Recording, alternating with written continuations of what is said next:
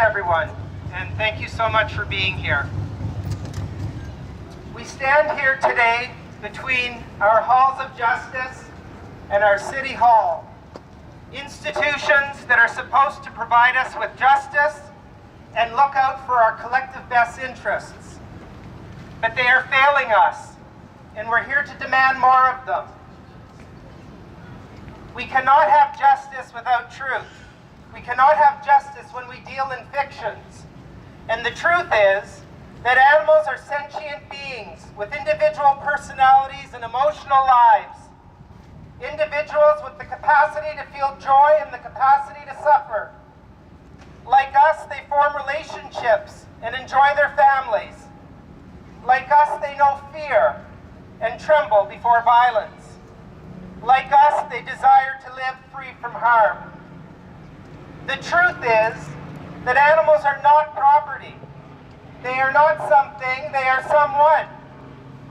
But sadly, and to our shame, their status has been falsely reduced to that of property by a legal fiction, a lie, written into our laws so we can legally use and exploit our fellow earthlings. And it is a lie so old, so systemically embedded in every facet of our lives, that most of us believe the lie to be true.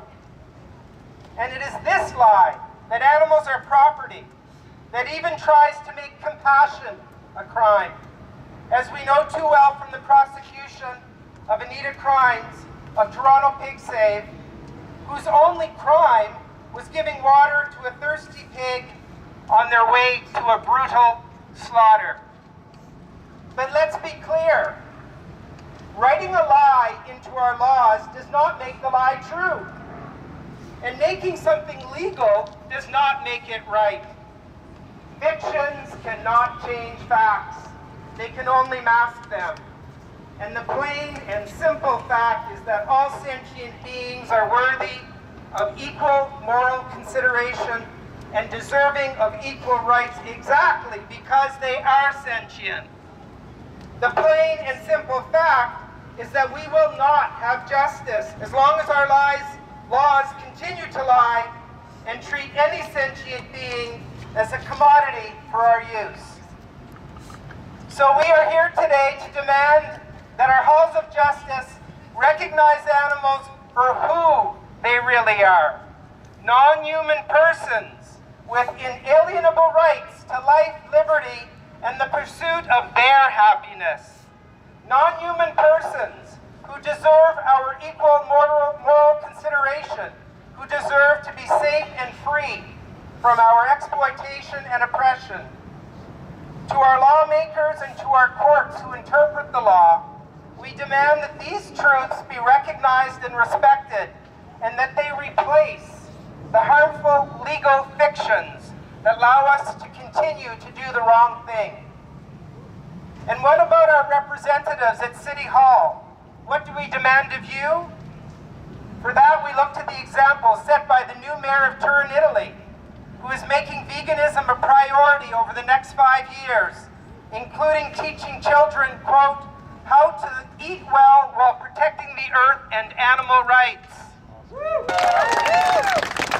The mayor of Turin has identified this priority as, quote, a fundamental act in safeguarding our environment, the health of our citizens, the welfare of our animals. To our mayor and city councillors, we demand that you make the same commitment to the residents of Toronto. In fact, we ask all mayors around the world to lead when it comes to the health of their citizens, the health of our environment, and the rights of animals.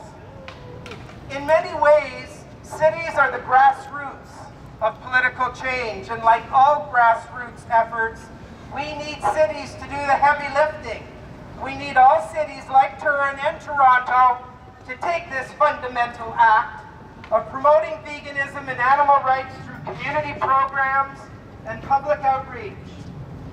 So, to our legislators, to our judges, to our municipal representatives, we say, you are here to serve. So serve us. Serve us by committing to social and environmental justice. out for our collective best interests. Serve us by rejecting fictions, looking beyond political expedience, and committing instead to truth and justice for all. Thank you.